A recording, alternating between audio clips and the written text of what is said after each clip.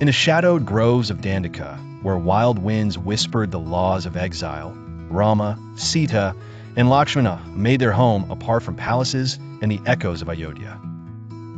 Each night, silence crept through the leaves, a deceptive silence, for danger lay in every restless rustle. And in that silence, Lakshmana kept vigil, his heart burning with devotion, his senses stretched taut like the string of his bow. Rama and Sita rested in the flicker of their small fire, but Lakshmana surrendered to no softness.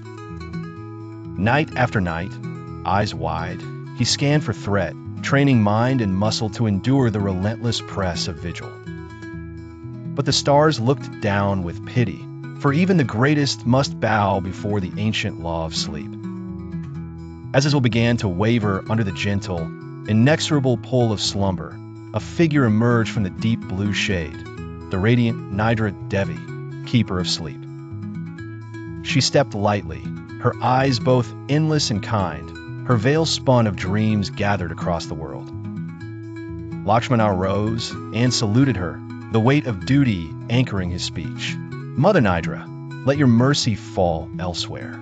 For these 14 years, let not sleep dim my vision, nor weaken my guard.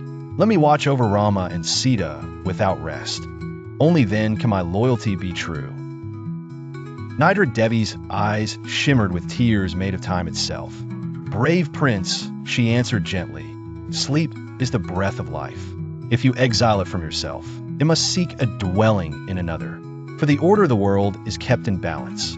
As one wakes, another must dream. Lakshmana thought not of his own suffering, but of duty. Then let my share of sleep rest with Urmila, my wife. If she is willing to bear what is mine, I will gladly take the burden of wakefulness. Across the dusky miles, Nidra Devi appeared beside Urmila in Ayodhya's lonely palace, where sorrow had made its home in the spaces between her thoughts. She told Urmila of her husband's offering, of the years ahead when his eyes must never close, and of the cost. Urmila's eyes glistened, but she did not tremble. She asked nothing, needed no assurance. In her silence, her answer shone clearly. Love is not only longing or joy, but sacrifice draped in quiet. Her heart made room for Lakshmana's sleep as the ocean accepts the river's flow, without condition, complaint, or pride.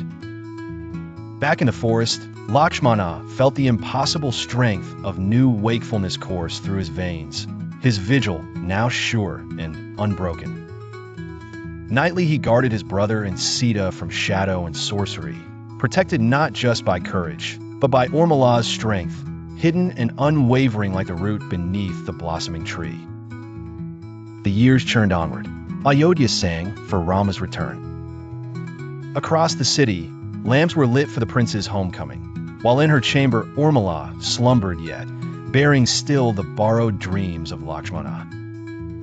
When Rama and his companions returned, the exile was broken. Lakshmana knelt, grateful and weary, and for the first time in 14 years, sleep descended upon him like a mother's blessing. Far away, Urmila awoke, rising from years of sacred rest. Her first sight was her husband, changed yet unbroken, both of them fulfilled by their dharma and the silent river of love that had passed between them. This is the story of Urmila Nidra, a love more steadfast than longing, a sacrifice made not in the glare of battle, but in the restful stillness of a wife's heart, which held the world in balance while the forest watched. Please subscribe, like, hit the bell icon, share with your friends, and leave a comment. Thank you. Hope you had a good time. See you in the next one.